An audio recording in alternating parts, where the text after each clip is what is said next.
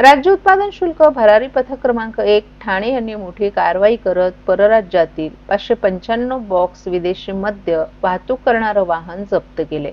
या कारवाईत 66.39 लाखांचा मुद्देमाल जप्त करण्यात आला असून वाहन चालकालाही अटक करण्यात आली आहे। गुप्त माहितीच्या आधारे 25 फेब्रुवारी रोजी सीबीडी बेलापूर परिसरात सापळा रचण्यात आला होता। रात्री 1:15 वाजण्याच्या सुमारास संशयित वाहन आशर कंपनीच्या 10 चाकी सिमेंट मिक्सर वाहनाची तपासणी केली असता त्यामध्ये गोव्यातील बनावटीचं मद्य आढळून आलं। ही कारवाई निरीक्षक MP धनशेट्टी, दुय्यम निरीक्षक NR महाले, SR मिसाळ, सहाय्यक दुय्यम निरीक्षक BG थोरात आणि जवानांनी केली। अधीक्षक प्रवीण तांबे यांच्या मार्गदर्शनाखाली निरीक्षक महेश धनशेट्टी या प्रकरणात पुढील तपास करत आहेत। राज्यातील अवैध मद्य वाहतुकीवर उत्पादन शुल्क विभागाच्या धडक कारवाईमुळे दारू तस्करांमध्ये खळबळ उडाली आहे। हे काय सांगाल?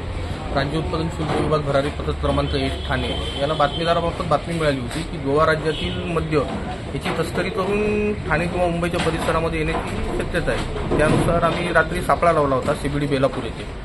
रात्री 1:15 वाजण्याच्या सुमारास एक सिमेंट मिक्सर आम्हाला संशयास्पद आढळून आला। त्याची थांबवून आम्ही तपासणी केली असता त्याच्यामध्ये गोवा राज्य निर्मित असलेले 600 पेट्या बॉक्स जप्त केलेला आहे। त्याच्यामध्ये एका आरोपीस ताब्यात घेण्यात आलेला आहे। सर, हा माल कुठून आणला होता, कुठे विक्रीसाठी नेण्यात आला होता, ह्याच्या पाठीमागे कुठला मोठा रॅकेट आहे का? आरोपी हे ताब्यात घेतलेला आहे। त्याची आता चौकशी करून आपल्याला पुढील बाबी निष्पन्न होती।